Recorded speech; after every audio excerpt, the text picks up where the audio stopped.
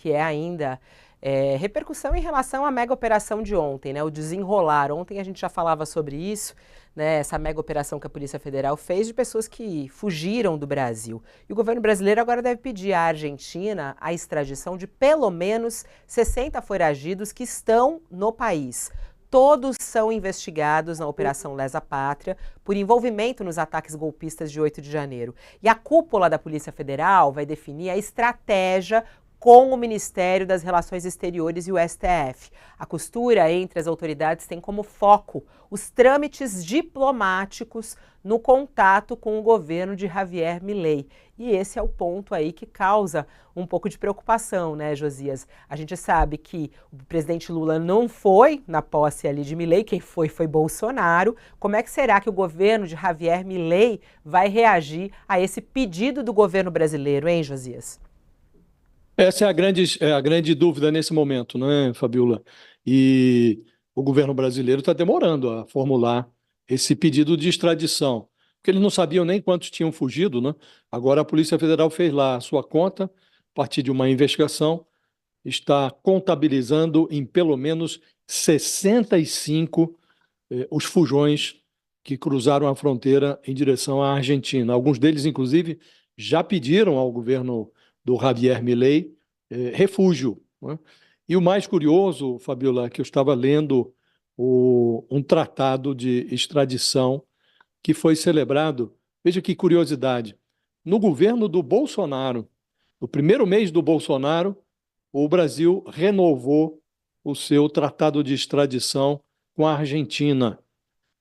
Isso foi feito no dia 16 de janeiro de 2019, primeiro mês da gestão Bolsonaro. O então presidente argentino, o Maurício Macri, visitou o Palácio do Planalto, esteve em Brasília, e os dois anunciaram esse tratado. O tratado prevê ali que devem ser extraditados todos aqueles que cometem crimes com penas superiores a 2 anos de cadeia. Então, basta que um Estado peça ao outro para que a extradição comece a caminhar. E é muito irônico, porque esse tratado foi renovado, havia já um tratado entre Brasil e Argentina, mas era da época da ditadura militar, de 1968. Então renovaram esse tratado justamente para apressar e para tornar menos burocrático o processo de extradição. Era o ministro da Justiça na época, o Sérgio Moro, que soltou fogos, né?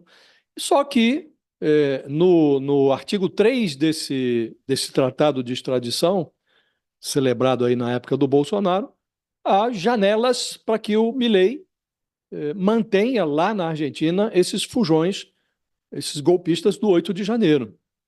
Então, nesse artigo 3 do tratado, o documento traz os casos em que um presidente, no caso o presidente da Argentina, que vai receber o pedido do Brasil, os casos em que ele pode negar a extradição.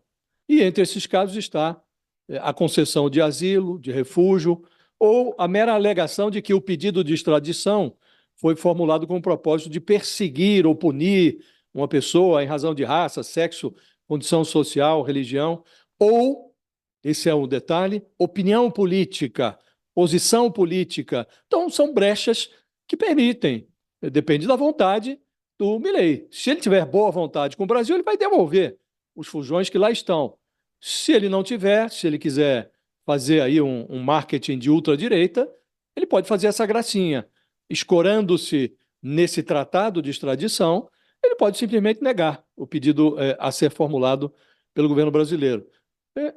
Quando sentiu esse cheiro de queimado, o ministro Alexandre de Moraes, do Supremo, expediu aí esses 209 mandados de prisão contra os encrencados no 8 de janeiro, que já fugiram, estão sinalizando a intenção de fugir, quebraram tornozeleiras, mudaram de endereço sem avisar, ou simplesmente descumpriram a ordem de se apresentar regularmente à justiça. Estão tentando agora evitar novas fugas para a Argentina. E foram, dos 209 mandados pedidos pelo Alexandre de Moraes, foram cumpridos 49 até ao final da tarde de ontem, né? Então, esse é o quadro, Fabiola. O pedido vai ser feito. Numa situação de normalidade, a Argentina teria que cumprir, seria desrespeitoso que negasse um pedido de extradição como esse. Mas nós estamos falando de tempos diferentes, tempos em que a ultradireita troca afagos em diferentes pedaços do mundo, e o Javier Milei, que não tem lá tanta simpatia pelo Lula, pode simplesmente decidir marcar uma posição e negar a extradição desses brasileiros que fugiram para lá.